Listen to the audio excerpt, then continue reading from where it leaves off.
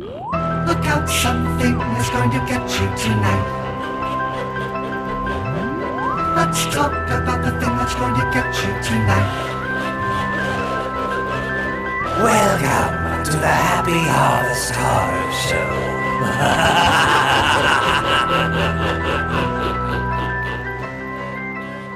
Show. Welcome to the podcast. I'm Corrie. And I'm Brian. And this is the Happy Harvest Horror Show. Welcome back to our spooky podcast where we talk every week about all things spooky culture and frightful things happening in our lives and a little terrifying look into history.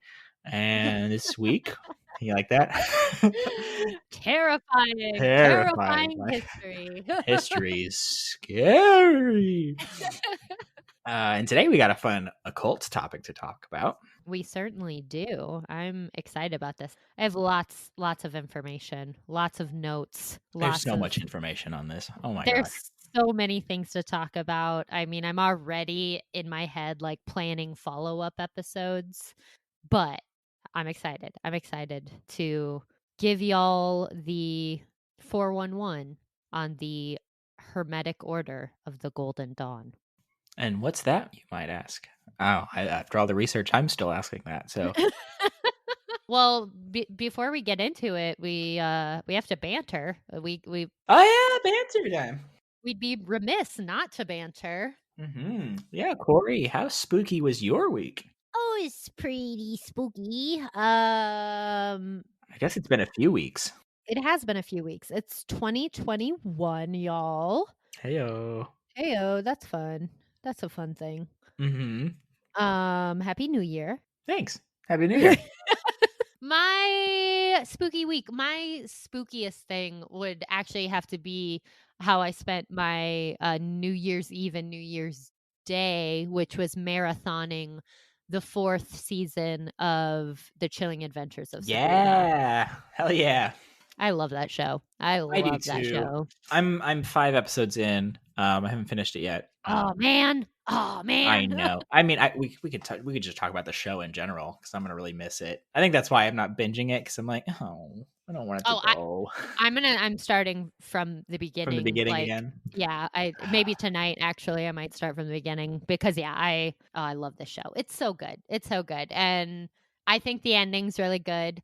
Obviously, cool. I won't give it away. Yeah, I really liked the ending though. Cool. Yeah, I too am sad that it's over, but I think they really knocked it out of the park with the 4th season. Like the 3rd season was kind of in my opinion. I still liked it. I still had fun with it, but I was like, okay, we're kind of losing our mojo here. And then I think, because it was the final season, they really pulled it out in my opinion. I thought the 4th season was fantastic. Yeah. So far, it's really fun. I think it's kind of structured like an anthology in a weird kind of way. They're like, we got 8 Eldritch Terrors and we have 8 episodes. So it's like, all right, this terror didn't work. So this one will be this episode, Exactly. And I think that also just points to something that is like the basis of the show's appeal, and part of what makes the show so wonderful is it really does pull from that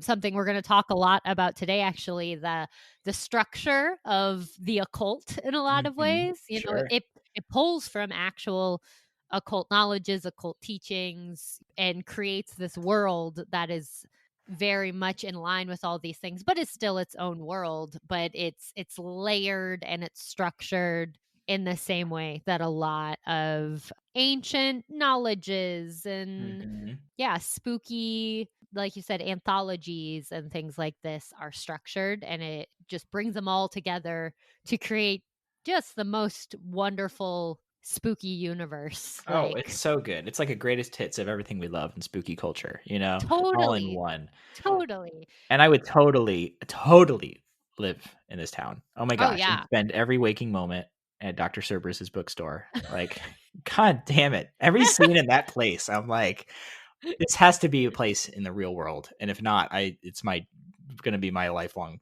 dream to make it myself because I love Yeah. that place. Oh yeah, it's fantastic. There has to be something similar to it because the bookstore / like hangout, like kind of Milkshake cafe. place. Yeah, yeah, milkshake spot. Like, it's wonderful.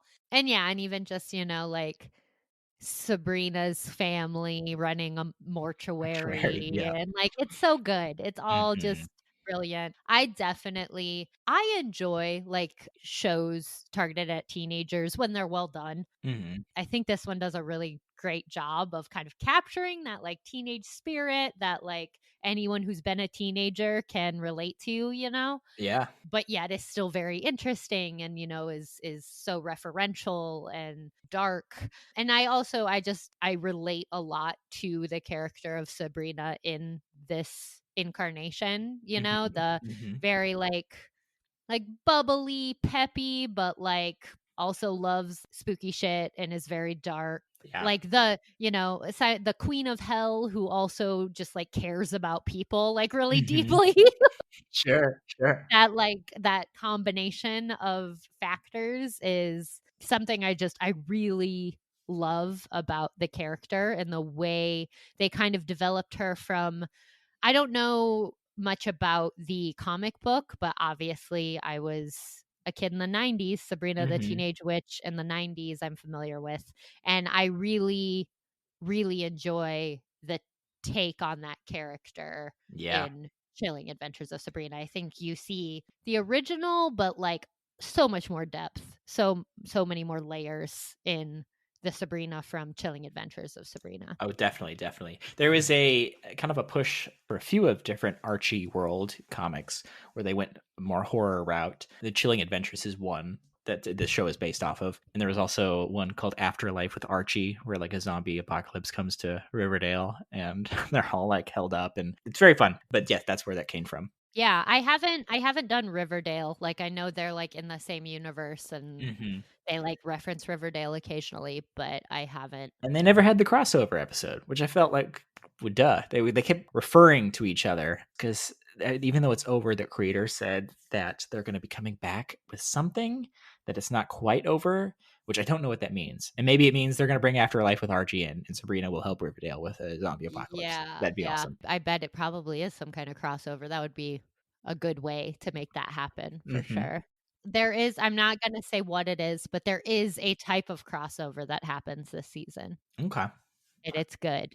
It's real Okay. good. That's all I'm going to say. Okay. All right. All right. I think you'll really enjoy it. It's not a Riverdale crossover, but Okay. The episode I just finished was the Imp of the Perverse one, mm, mhm. which was a fun little alternate history one. Yeah. Yeah, God, I'm gonna miss that show. I think that show probably deserves an episode as well, diving into Sabrina. We could even do an episode on like all the Sabrina, like Sabrina, the comic Yes. or the two versions. We should have a Like, Sabrina episode. That'd be really yeah, fun. I think that'd be fun too. And then our top 5 places we'd love to live within that show. I can't narrow it down to one. But yeah, so that was my big marathon recently. How spooky was your week, sir? It was pretty spooky. Well, I also watched Sabrina. That did happen. I watched a few others. I watched this movie called Hunter x Hunter. That it was pretty. It's kind of a very simple story, but it has an ending that was just fucking wild. So if anyone wants just a super feel bad horror movie, which there are times and If places. anyone wants to just feel bad. Just feel bad. If you just want to have a bummer of a movie with an ending that makes you go, holy shit, check out this movie called Hunter x Hunter, which is this backwoods. I'm not going to say too much because I feel like I went in blind and it really, really sold it for me. Really, really Oh, fuck you up. just really fucked it. Did you see The Lodge of this year? No. It was another feel bad movie, but it was someone on Twitter had said, which made me go see it. They're like, for anyone who thought The Lodge was too happy of an ending, go check out this movie. And so I went and found this one. The Lodge similarly has a very dark ending. I also made this top 10 list for the Happy Harvest Horror Show podcast of the best horror of the 2020. Year from Hell. It was pretty scary. And it was pretty hard coming up with that list because I kept remembering things from the past year, but also like, damn, 2020 was a lot, but we also had some really great horror. Like this. Yeah, This I was a think good you year. compiled a really nice list for the people. Well, thanks. We'll go check it out. It's on our Instagram. And if you haven't seen any, go add them to your list, and then we can talk about them. And add Hunter x Hunter to your list too. So then we can really, you can get mad at me when you finish it. I can be depressed. So depressed. It's been kind of a project right now in quarantine. I'm creating this room that I'm in. I've always wanted a room where I could put a lot of spooky stuff, my kind of spooky stuff, and put it on display. And it's been a long time, and now I have this kind of fortunate to have this room right now. So I've been hanging up pictures and little head busts and spooky posters, and it's been a fun project. So that's what I got going on. Oh, that's fun. You should I'll take some pictures. Yeah, I wanna see. Yeah, take some pictures.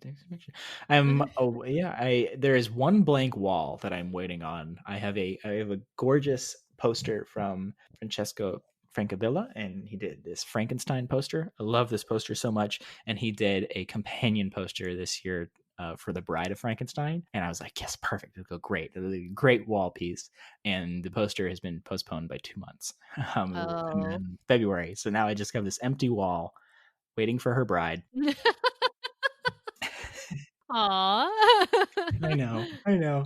And they're even going to look at each other because one's facing one way and then the companion, she's facing the other. And he's just lonely right now. I'm looking at him like, come on, I guys. think you have a future in like spooky interior design. I love spooky interior design. It's pretty great. Shared a bunch. There's a Twitter account called Gothic Home. Mm. I share a lot of their stuff on our Instagram. I just think they've got a great presence and showing really fun ideas and arrangements. And maybe you're supposed to open the real life Dr. Cerberus's. I told you that was my plan. That's what I want. Okay, I want to have this. And it's hard to place in that show. Let's get back to Sabrina here. We're getting away from it. Let's get back to it. Real quick. What time period does it feel like it's set in? Because it.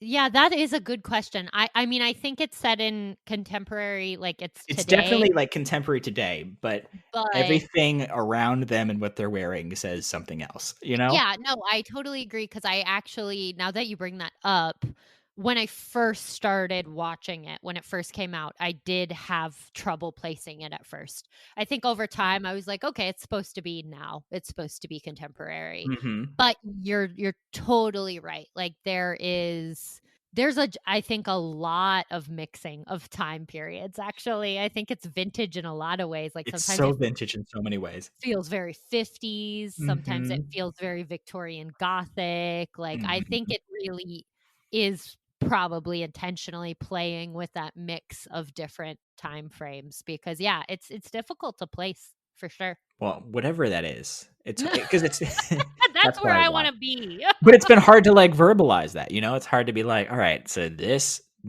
design is what I'm looking for my room. And they're like, okay, describe it to me. I'm like, okay, well, it's kind of 50s. It's also kind of today. It's also kind of the 1800s. It's also kind of yeah, totally. I'm thinking milkshake shop meets contemporary horror bookstore meets Gothic castle. Gothic castle. Can you picture it? Meets haunted graveyard. Yes, totally. Haunted graveyard, absolutely. So one day I will open that up, and I will, and the money will flow in because everybody will say, "Thank you, it's finally here. We've been wanting it too." Yeah. Oh man. All right. So yeah, that's spooky week. Let's get into. Yeah, I have so much to talk about, so like we should get going because this is gonna be a lot. Also, real quick before we dive in, shouts out to our supporters. Yes. Love ya. Erica, Jennifer, Jody, Aaron. You guys are real ones. We really appreciate you helping us keep, making this podcast so we can celebrate spooky season all year round. Yes. If you would like to add to the Happy Harvest Horror Show Fund, very easy to do. You can just throw us your spare change at Brian. How about you? You always forget. It's anchor.fm/HHHS/support. That's it. And that's how you join our coven of supporters. Beautiful. It's very easy. Just pop in your information and you can choose however much. And yeah, you can help us continue to make this spooky content. Hell for yeah. you. Thank you to all our supporters. Appreciate Yes. you. Thank you. Thank you. Also, writing iTunes reviews, sharing us, posting about us, all of that is super helpful Telling as all well. of your family members about us. Yep. All of it really helps us grow and we really appreciate it. So thank you. Shall we get into it? We shall. Okay. We are talking about the Hermetic Order of the Golden Dawn. Whoa. What a name. What is it? Okay, so first off, I want to just preface everything. The Golden Dawn is also, I learned this today, the name of a far right political party slash extremist group in Greece, not related to the Hermetic Order of the Golden Dawn. It's a separate thing. Just taken. Yeah, so I don't know. I didn't do a bunch of research. I don't know anything about it, but if you just type in Golden Dawn, you might get some of that stuff. And that is not what we're talking about today. So Nope. just letting you know. Instead, we're talking about a society. Really? Yeah, that's what it is, right? Yeah. It is. Yeah. A secret society. This must be one of their tactics in staying so secret, is there is so much information out there about them that it drives people away. I mean, that is something about occult and like esotericism in general, is it's quite complex and sometimes convoluted. And I think part of that could be to make it a little more, less accessible. So it's a little more like, oh, we're a secret society, like a little like you got to do the work before you can be a part of it, kind of a thing. It's the first test. Yeah. Yeah, exactly. So I'll kind of, just to give people a little bit of background vocabulary, because Yes, we're please. talking about a specific secret society and we're talking about it in a historical context. That's what we're doing here today. Topics like this are super complex. That's kind of an understatement. The Hermetic Order of the Golden Dawn is a form of ritual magic or esotericism, and it involves a lot of layers of information. So to break down the term esotericism or esoteric, it's a word that gets thrown around a lot, but I think a lot of people don't really understand what it means. Esoteric means something is complex, enigmatic. It involves many layers of information, and it is often used to reference mysterious and occult-based knowledges.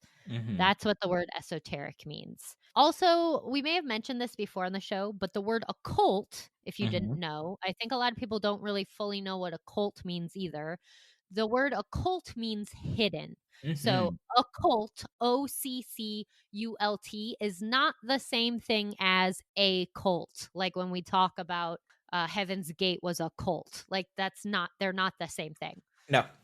The word occult, OCCULT, it comes from the word meaning hidden. So it's a reference to hidden knowledges, hidden practices, often beliefs and practices that are not in the mainstream of society or not even in the mainstream of reality sometimes.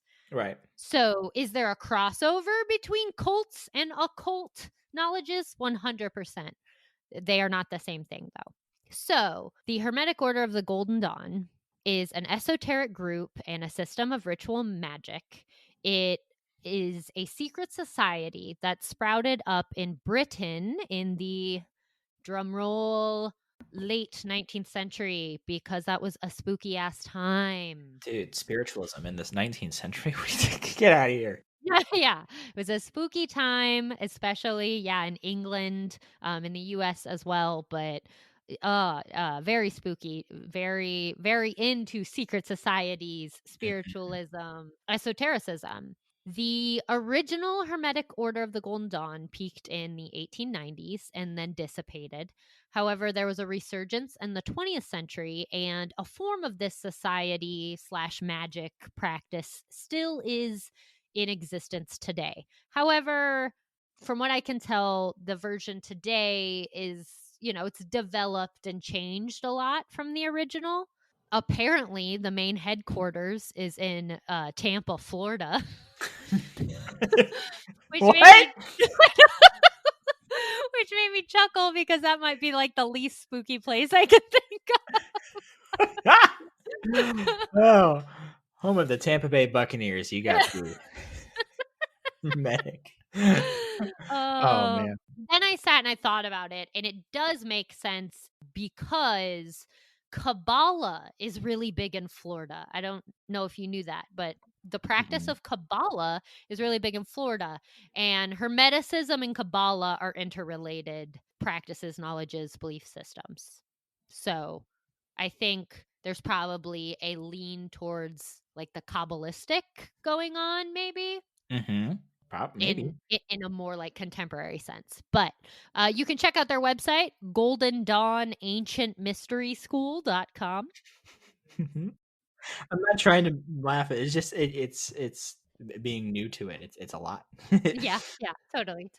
But yeah, so that's like the contemporary. But in this episode, we're talking more about the historical, more about where it came from, how it started, that kind of information.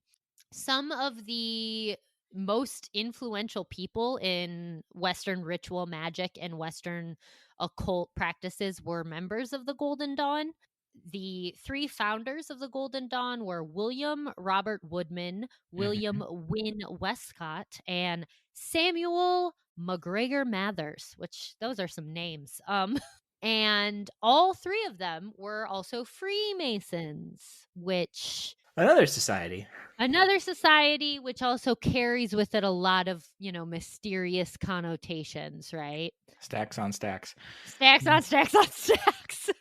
Also, one of the most famous members of the Golden Dawn was Aleister Crowley, who you have likely heard of. He was a member for some time. He apparently broke the secrecy of the group, which was like a big Big no-no. deal. Yeah, especially in the early incarnations of this group, you're not supposed to do that. Mm-hmm. Super interesting dude. I don't know about you, Brian. I don't have much on him for this episode because I feel like we'll do a whole Aleister Crowley episode because he was like a force in himself, Yeah. Well, what I gathered is he was a member of Hermetic Order of the Golden Dawn. He was a member in his younger years, and then he went off to be the wicked, powerful magician that we know him as today. Yeah. But that's the one connection I saw. Is this was kind of during his formative years he was a member. Also, there are lists you can find of pretty notable people that were either members or alleged members. One of which was W.B. Yeats. So a lot of like writers in the late 19th century, artists, more free thinking types that were in some way connected to the Golden Dawn, which kind of added to its allure, and people's interest in it. So, influences of the Golden Dawn.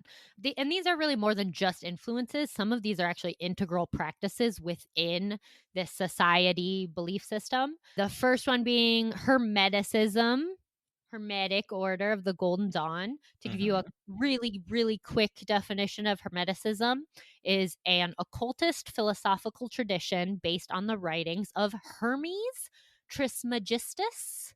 So Hermes, he was the dude that said, know thyself.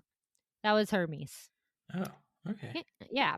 Well, that makes sense for an order of occult philosophy.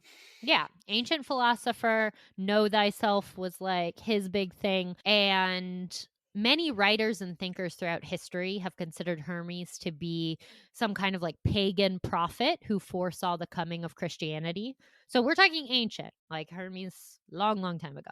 Mm-hmm. And at the core of Hermeticism is the connection between science and spirituality.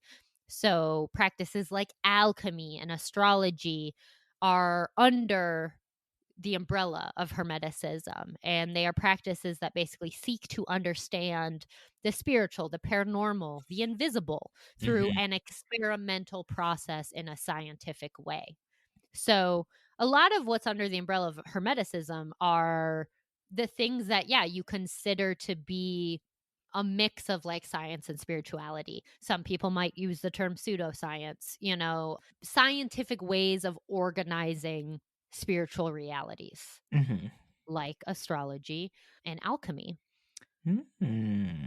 Other influences of the Golden Dawn: Christian mysticism, the Kabbalah, Greek and Egyptian myth was a big part of it. Yeah, I saw a lot of Egyptian stuff, a lot of mythology in this. A lot of mythology, which just adds to the layers of information, right? Mm-hmm. Mm-hmm. Rosicrucianism is very closely linked to the Golden Dawn. Like I said, alchemy, theosophy, tarot, and Freemasonry. So lots of other societies and, occult and esoteric beliefs are interrelated with the Hermetic Order of the Golden Stacks Dawn. on stacks. Okay, so kind of going back to Hermeticism, the Mhm. idea or purpose of Hermeticism is to use natural magic to enrich one's connection with the spiritual realm of being. So, like I said, science in the sense that, like, science is studying the natural world, right? So, we're Right. studying the natural world in an experimental way to understand the spiritual realm. Interestingly, the early doctrine of the Hermetic Order of the Golden Dawn echoes a lot of popular self-improvement techniques from the time, Mm-hmm. which this stuck out to me because it seems really fitting, because I feel like there's a really large overlap right now between contemporary spirituality and like the world of self-help. Oh, sure. Yeah. They overlap sometimes in very wonderful ways and also sometimes in problematic ways, in my opinion. Manifest your own happiness. Yeah, exactly. I mean, usually the problematic aspect, from what I have gathered, is dependent on the extent to which capitalism is involved, right? Like at play. But Yeah. Pay me money and I'll show you how to manifest your own happiness. exactly. Give me all the money and Yeah. then, and especially if it's a situation where it's like, pay me money and then continue to pay me money so you can continue to manifest your happiness. Yeah, for a low monthly fee. That's just a good tip for anyone out there on how not to get caught up in like a pyramid scheme or a cult or Mhm. or a, like multi-level marketing situation. Yeah. If it's not necessarily bad if there's money involved, but if it's making you dependent on having to continue to pay money, that is a big warning sign. Yeah. So Listen, you're already your own boss. Don't let someone say, "Do you want to be your own boss?" Because you're already there. exactly. You already are. You are your own You already boss. are. I just saved you money and a boost of self-esteem. There we go. Beautiful. Love it. Capitalism, man. Anyways. So back to the Golden Dawn. Actually, this would be a great time to break for an ad. So we're gonna do it. We'll be right back.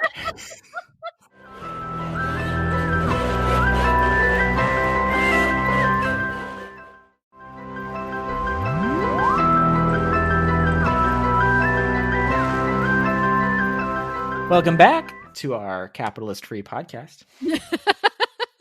All right. So, the Golden Dawn. We're talking about the Hermetic Order of the Golden Dawn. Mm-hmm. The Golden Dawn allowed women, which was a pretty big deal for the time and the cultural norms. And was opposite of the Freemasons, right? Yes, yeah. Freemasons definitely didn't include women. And so it was, progressive in that sense.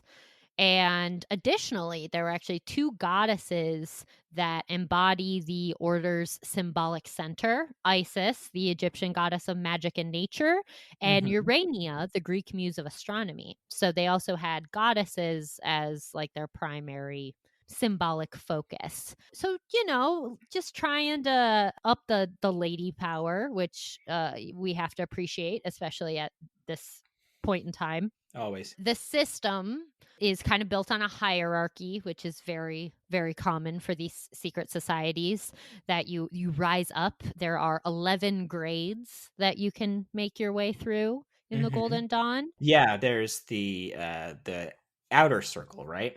That's the Mhm. first, and that teaches a lot of esoteric philosophy and sort of like self-help that we were talking about. So we've got your astrology, your tarot.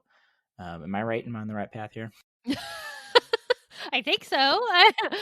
Who knows, man? I'm I'm talking about a secret, like an occult society, and I'm trying to, but that from what I understand that Golden Dawn refers to itself, and it also refers to the three branches, and the first one in the entry level is the outer Mhm. order, and there's also hierarchy within these orders too. Yeah, which all adds up to there being like 11 different grades. But yes, they're broken down into like 3 circles, Right, which right, are all kind of their own little societies in a way, So yeah, very, very hierarchical. Also, the Golden Dawn certainly wasn't like a standalone spiritual organization.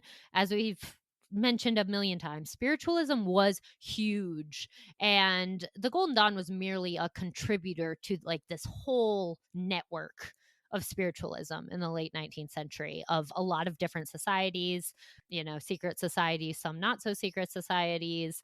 This one became kind of well known because, like I mentioned, there were some just big name like writers and just more well-known people in society that hmm were connected to it in some way, and it got notoriety because of that. hmm I read that Bram Stoker was a member. Yeah, so that has never been proven, but yes, there are God damn it, rumors. we want to believe, like Yeah. There are rumors that Bram Stoker was a part of it as well. so yeah, that's the first order, and it's an order within itself. So even though they're the Father, the Son, and the Holy Spirit, we, they are three, but they are one. It's funny that you say that because, like, yes, we are talking about this, like, magic, occult, esotericism, but Christian mysticism is very much rooted in this organization. Like, Totally. there is Christian ideas and like theology at play for sure. For sure. The second order, should we talk about the second or the inner circle? If you'd like to. I'd love to more than anything. The second order, whereas the first one taught more esoteric philosophy, the inner one taught, this is the juicy stuff. They got the magic proper, like including like astral travel and alchemy. So Like this was like the magic TM.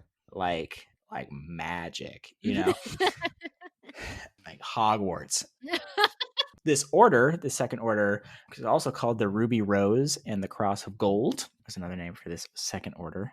If we were sitting across from each other, I would just be like looking up at you, like, is this right? Is this right?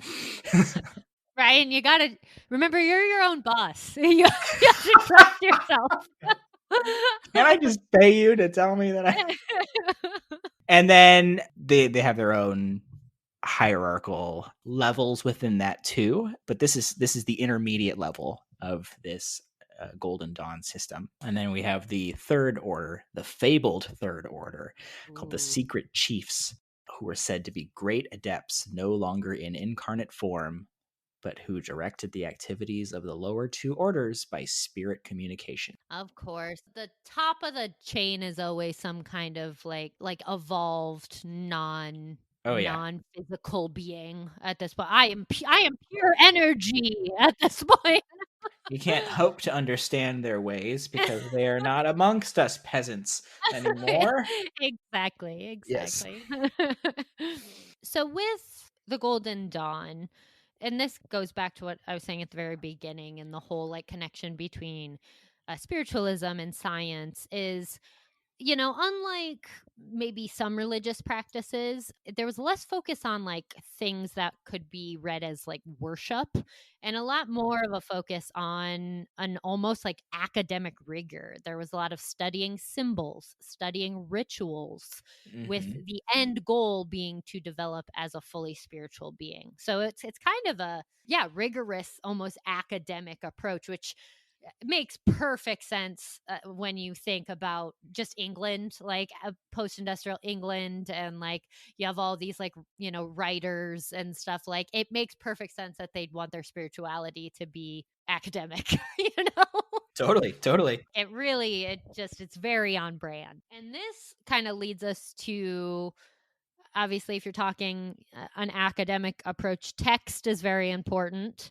And the primary text of the Golden Dawn were the cipher manuscripts. Ooh. Ooh, cipher manuscripts, so mysterious. These manuscripts as old as time, right? Of course. And- And of course, why wouldn't they be? Everything depends on them being as old as time, so they must be. they are written in English from right to left using the Trithemius cipher, which is Mhm. a polyalphabetic code first described in the 15th century by the German priest Johannes Trithemius. Mhm. And so it's kind of we're gonna crack the code. Like, I'm not gonna lie, in researching a lot of this, I kept thinking about like the Da Vinci Code and stuff, because I like thought Zodiac, in a way, like just okay, looking at this one sheet, I'm like, that's a page from Mr. Zodiac himself. the Zodiac Killer. Yes, Mystery Zodiac Killer, if you will. But I mean, like, you got to give props to these spooky letters. I No, see I a lot. actually And, think yeah, I'm gonna I'll post on our Instagram, Happy Harvest Horror Show. I'll post some images from the cipher manuscripts, because they're yeah, definitely interesting for sure. fascinating. Yeah, whenever I get a chance, I'll plug it. Hellboy is so good, and it's even a cult detective, and I've seen these letters all over those stories. And so going back and learning about the cipher manuscript, I'm like, oh shit, that's where that is. That's what he was talking Mhm. about. So yeah, Mhm. occult letters. Occult letters. So that became the basis, like the text, Mhm. the basis of a lot of their belief, and like the secrets they were trying to unlock. And now for some drama. Now for a little Yes, drama, a little please. human drama. There always is. So, a woman by the name of Anna Springle was attributed with being one of the primary sources of the knowledge and rituals of the Golden Dawn, Mhm. which is like what gave authenticity to the order. So, she was also connected to the cipher manuscripts. I believe her name was found on one of them or something along those Yeah, lines. yeah. So, she was connected to the cipher manuscripts. So, also the primary source of knowledge and ritual. However, in a strange turn of events, she didn't actually exist. She was made up by one of the founders. Ain't that just the way? Ain't that just the way? And that's not even all of the drama. So this woman who supposedly, wasn't actually a part of the order, but was where all of this knowledge came from, Mhm. was actually created by one of the founders. Yeah, because she had the ability to come in contact with like these supernatural entities, which then allowed her to write them on these Yep. manuscripts and then send them off, going, "I've heard the good word. Go forth." Go for exactly. So, a few years later, a woman by the name of Edith Dis DeBar shows up claiming to be Anna Springle. Hmm. Mathers, who is one of the leaders, buys it because he doesn't know that Springle isn't a real person. I don't remember exactly. Do you know who made her up? It was one person. One person knew, like, made up Anna Springle, but no one else knew that she wasn't real. I no. Okay. Westcott. Well, sorry, Westcott is the one. Okay. There's a possible. No one knows, but like everyone knows that it's not real, but no one knows who did it. That's the secret. Like, Okay, we're gonna say, if we're wrong, email us. We're gonna say Westcott was the one who came up with Anna Sprengel, but no one else knew that she wasn't real. Everyone else was like on board, right?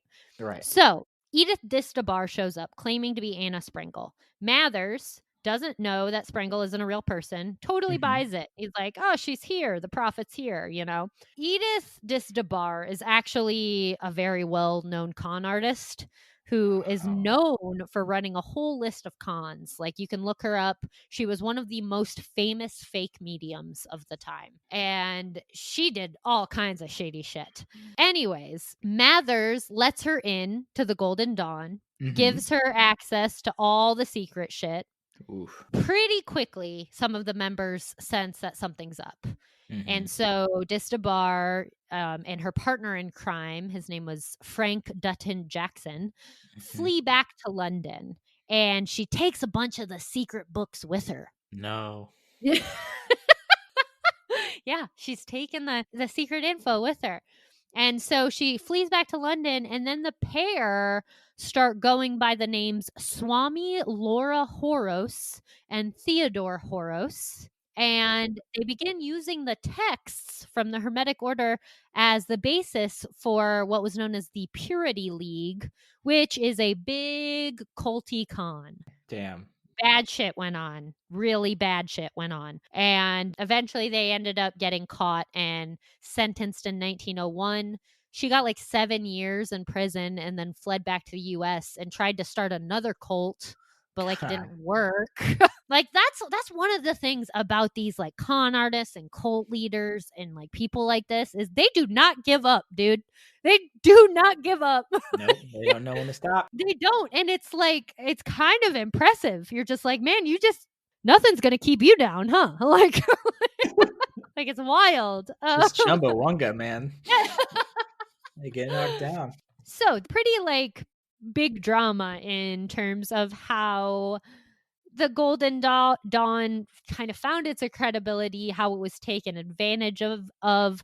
Also, you know, there have been offshoots of the Golden Dawn or offshoots that maybe took the belief systems or knowledge from the Golden Dawn and used it to nefarious ends. You know, you always got to you got to watch out for cults, you guys. Like you really do. Ultimately, you know, at the top of like the OG Golden Dawn was not a cult, but you know, there's some culty elements that it's pretty easy to take the system and use it in a nefarious way. So, yeah, so that's what I have for drama within the Golden Dawn. I know you mentioned some other drama as well. Well, we do know that. So it's believed that Westcott, you know, made up this woman, but he was also the one that deciphered these papers, which is also very convenient. But he, in 1897, he broke all ties to the Golden Dawn, leaving Mathers in control. And this was because it's speculated that he lost a number of these occult papers in a hansom cab. And when the papers were found, Westcott's connection to the Golden Dawn was discovered, and his employers were not happy about that, and because he was a coroner. And so they're like, if you want to continue working on this occupation, you have to relinquish all ties. You have to resign, or you have to give up your occupation. We won't be associated with that here. So he gave up, leaving Mathers in charge of the whole thing, becoming the chief. And Mathers, after this, was the only active founding member after Westcott's departure. So it smells fishy. All of it smells fishy. We're talking about stacks on stacks, crimes on crimes, deception on deception, you know, like. Yep. It's a direction that these groups kind of always seem to find themselves following, where I don't know if it is involving, you know, like thirst for power or what it is, but things always get convoluted, and it always seems to be a like he said, she said, and then like it's like it's no longer a group of people, you know, with like a shared goal or a shared idea. It's something completely different. It's, I don't know, it a very human hubris. Yeah, exactly.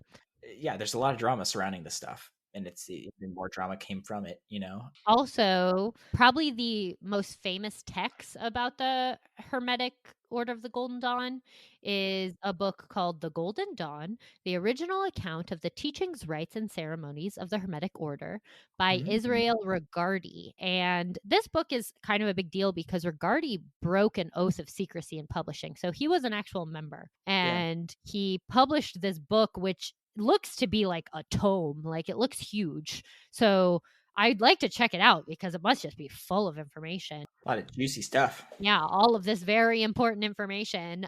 But yeah, he broke an oath of secrecy in publishing because, right, like secret society, you're not supposed to do that.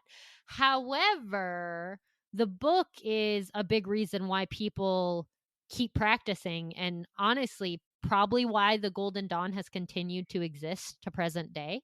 Mm-hmm. Because without the book, it wouldn't have been able to take on new incarnations. Like the society probably would have just fallen apart, Double-edged sword. right? It's a very interesting text, it looks like. I'd like to check it out for sure. Also, moving into maybe a bit more of a theoretical direction, I wanted to talk about one source that I got a great deal of information from is the Hermetic Order of the Golden Dawn, 1888 to 1901 by Dennisoff, which Come sounds like a on. fake name.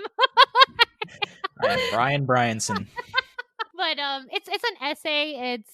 It's really good and easily available at branchcollective.org. It's just a very, like, I think, straightforward kind of historical essay, but like also with some really interesting insight. And what I loved is at the end of this essay, Dennis Hoff goes into the Golden Dawn as artwork. And in 1986, someone named R.A. Gilbert suggested viewing the Golden Dawn as a work of art, as many of the members were great artists and writers.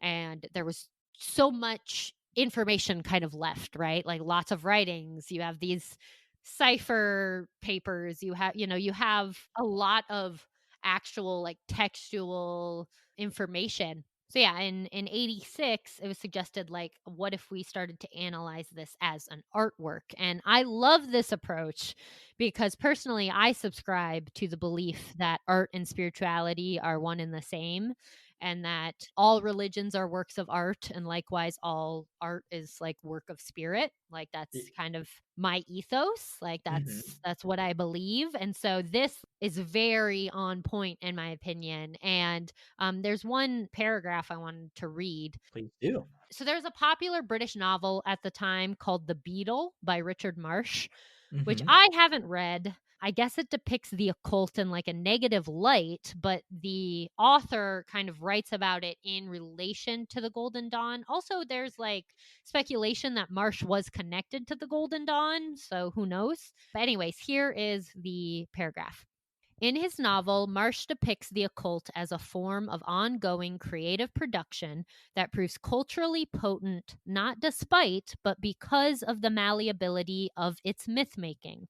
As such, the Beetle is a reflection of the broader function of associations, such as the Golden Dawn, that arose in part as an imaginative response to the modern devaluation of those less tangible elements of everyday life. Marsh's representation of an unruly, otherworldly force operating beyond common notions of time tapped into a popular cultural trope of the period, a deep interest in all things defiantly secretive and mysterious. This attention culminated in a string of literary works by Golden Dawn members and others, such as Oscar Wilde's Picture of Dorian Gray, Arthur Machen's Great God Pan, and Bram Stoker's Dracula.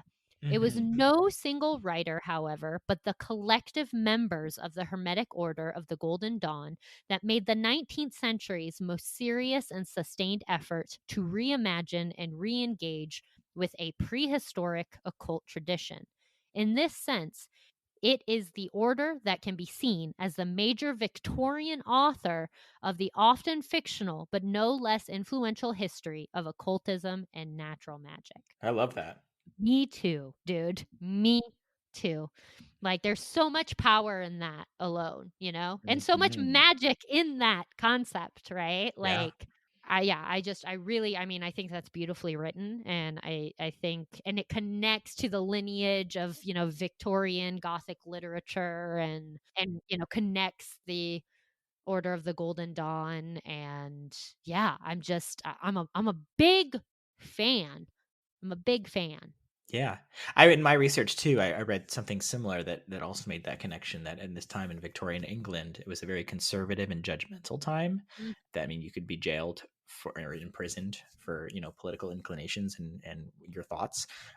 So this was another act of defiance of having this secret, like super otherworldly esoteric society was in like direct opposition to a lot of the norms of the time. totally. And that connects to their inclusion of women. They Mhm. were a progressive society in that sense, right? You Right. could tell that they were actively trying to push for more progressive ideas in politics, for sure. And I like to believe that even though these cipher manuscripts may all just be bunk and probably are, but like, isn't it the world better thinking that there's dark rituals out there, that like, Does it just make the world a you better know, place? just that there's something, if I do enough studying of the metaphysics of the universe, I can be my own magician and master of my own. I can be my own boss. The Hermetic Order of the Golden Dawn, be your own boss. My own boss. That's like the name of this episode. No, I think all of it is super relevant. Like, yeah, completely. I don't think like the answers are super straightforward, or one thing or the other, right? Like, I do believe in magic. I think magic is an amazing thing. I think it's an invisible force in the universe. That doesn't mean I necessarily, mean it in a super literal way, but that also doesn't mean I don't think it exists. You know what I mean? I think Sure. when we have these conversations about spiritualism and magic, and yeah, be your own boss, your personal power, we want a really literal practical understanding, right? Like, people either want to believe like, oh, okay, so magic's a thing, so like I can learn to like move shit with my eyes, like people Yeah. want like a very specific, tangible way to understand it, or else they want to be like, well, it's not real, like Yeah. extremes. And it's like, Hmm. actually, the magic exists in the liminal space. It all exists in the liminal space, right? Like, it's actually a lot more nuanced than that, I think. Yeah, I mean, I do think magic is real. But just like I said just a little while ago, I think it is very much tied up in what we do in the physical realm as well, though, like Sure. art being magic, magic being art. Point isn't to like prove or disprove something. It's to like actually use the energy and the invisible forces to create and make your own reality and be your own boss. Hell yeah. But this got surprisingly self-helpy. As much as we try to steer away, just we boomerang right back. I know, right? But yeah, I mean, that's pretty much all I have. Did you have any other information or anything you wanted to touch on? No, I mean, yeah, there is plenty of written material out there that gets more in the weeds about this stuff. This was our kind of, even though we're at an hour, it was a vague overview of what they are. Just trying to give you like the baseline concepts. Oh, right, exactly. But I mean, you can get into all the different orders and all the different societies that all branch out from these things. We can go through all the hierarchies of each of the orders and each of the spin-off seasons of, of of the Golden Dawn. But it's all fascinating, and I always love seeing the origins of modern day like occult Mhm. practices. And this might not be the origin of a lot of it, but it's cool. There's a book. I don't know if I haven't finished reading it, but I just think it is an interesting read called The Black Arts. It was written like in the 50s, I think. This guy named Richard Cavendish. It attempts to be just an academic look at a lot of magician practices. Yeah, I'm pretty sure I know who Cavendish is. Yeah. That name sounds familiar, and I think I know who you're talking about. But anyways, Nowadays it might be looked at as like too biased against it, even though, in his 50s maybe this was a pretty valiant, an attempt to just stay academic. But nowadays, where we're much more, where it's okay to actually engage in these kind of thoughts. I think I've read in some reviews that people don't like it, but I think it's interesting just going through and learning about these occult practices and the rituals, and kind of what the goals and aims and why they do what they do. So doing this research kind of brought it back and being like, oh, I gotta go finish that book because that was really interesting. Yeah. So as I said, this was like more of a historical portrait of like the original order and like just a baseline information. We might do a follow-up looking into contemporary practices because I don't know a lot about them. I found a YouTube vlog of some random dude. Is like a 7-minute vlog that a guy filmed like in his car, where he talks about how he was like part of the Golden Dawn, and then like it got kind of culty and he left. But it didn't sound like, I don't know, the stories he was telling, I was like, it sounds more like you just like didn't want to do what they were asking you to do and you left, which is fine. Like, Sure. if you don't want to do it, then you leave. Like, that's cool. But anyways, I'm interested in contemporary practices. I'm also very interested in learning more about Kabbalah. So yeah, if any of you have any information, involving that, or maybe you're connected to contemporary Golden Dawn, like we'd love to hear firsthand accounts for sure. Please let us know. So you if we got anything like totally wrong, also let us know, because this is very much naive eyes looking from the outside in, at least for me. Baby over here. Little baby Brian. That's me in a big occult candy shop. Whoa! Whoa, look at that. Look at that manuscript. Yeah, I mean, I'm definitely not a member or anything along those lines. So I'm definitely open to new information, 100%. So yeah, hit us up, happyharvesthorrorshow@gmail.com. Also, just any thoughts, ideas, questions, like we love to hear it. You can also hit us up at Happy Harvest Horror Show on Instagram. Yeah, we love to see you, and we hope to see you soon. Okay, and it's good to be back. Yeah, 2021. Hell yeah. And next week we'll get back for another spooky topic, but it will be a society secret until then. Catch y'all later. Bye.